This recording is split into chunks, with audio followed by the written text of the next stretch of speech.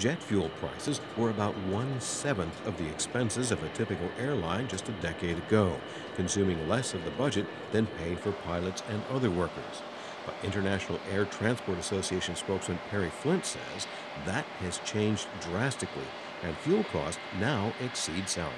Today, jet fuel is certainly the largest expense. On an industry-wide basis, we calculate that it represents about 34% of an airline's operating expenses. The volatile oil prices and the effect that it's having on the airline industry. What effect is it having on the airline industry? It's driving them crazy. The first couple of months of this year, oil prices went up and up and up, and that forced the industry, the trade group, to trim their predicted profit for the entire industry by about $500 million. Instead of making $3.5 billion, they'll probably make $3 billion, which isn't a whole lot. And it's very difficult to predict what the oil price is going to be, and that makes it hard for them to plan and manage. Well, what are the airlines doing then to sort of deal with this volatility? A couple things. One is they hedge. They make a deal with oil sellers that they'll buy a certain amount of aviation kerosene at a certain price at a certain date. That way they've got that price locked in. And sometimes the price is higher than that, and sometimes the price is lower than that. So maybe they make money on the deal, maybe they lose money on the deal, but at least it's predictable and it's easier to manage. The other thing they've done is they've trimmed their staff a lot.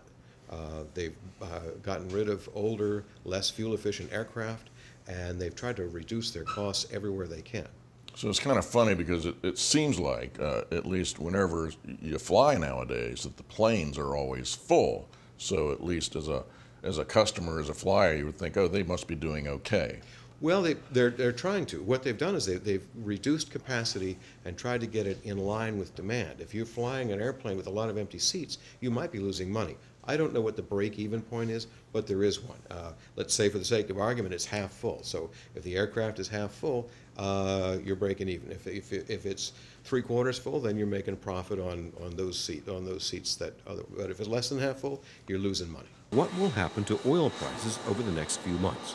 Rayola Dewar is a senior economic advisor for the American Petroleum Institute, which represents oil companies. That's really difficult to know. She says prices rose because of worries that unrest could hurt production in nations that export oil, cutting world supply. We're into a great deal of uncertainty moving forward, especially with instability in the Middle East. We don't know how that's going to play out.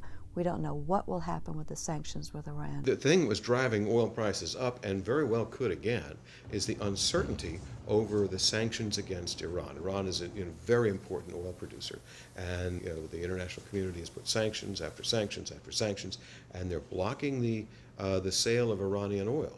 Well, that reduces the supply of oil. That tends to raise the price. Delta wants to remove some of this uncertainty by purchasing its own oil refinery, I think, from ConocoPhillips. They're trying to make it more certain, and they have a lot of aircraft operating out of the Philadelphia airport, which is right next door to that refinery.